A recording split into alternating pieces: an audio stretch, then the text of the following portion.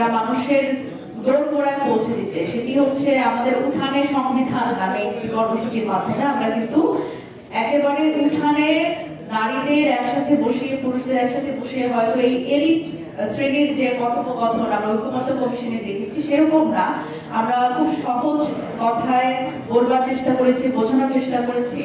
যে এই পরিবর্তনগুলো কেন আমাদের প্রয়োজন, কেন আমরা রাষ্ট্রের এত গুরুত্বপূর্ণ পর্যায়ে সকল রাজনৈতিক দল এই এত বড় একটা পরিবর্তন, এত বড় একটা গণ অভ্যুত্থানের পরে আমাদের এই অধিকারের কথা বলা প্রয়োজন, আমাদের সংবিধান নিয়ে কথা বলা প্রয়োজন, আমাদের সংস্কার নিয়ে কথা বলা প্রয়োজন। কারণ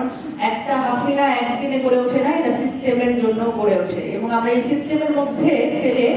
আরো একটা হাসিনা আর চাই না। সুতরাং সেই জায়গা থেকে আমরা ওখানে যেভাবে করে আসলে এই সংবিধানকে, এই সংস্কারকে নিয়ে গেছি, আমাদের গণভোট এবং এই যে নোট অফ ডিসেন্টের যে চক্কর রাজনৈতিক দলগুলো একমত হতে পারছে না, সেই জায়গাতে আসলে সবার ছাড় দিয়ে সত্যিকার অর্থে যে সংস্কার প্রস্তাবনাগুলো বাংলাদেশের একটা গণতান্ত্রিক প্রক্রিয়া অব্যাহত রাখার জন্য সেই জায়গাতে আমাদের সাধারণ মানুষকে কতটা আমরা যুক্ত করতে পারবো, এটি এখনকার প্রশ্ন। এই মুহূর্তে আমি আমন্ত্রণ জানাচ্ছি আমাদের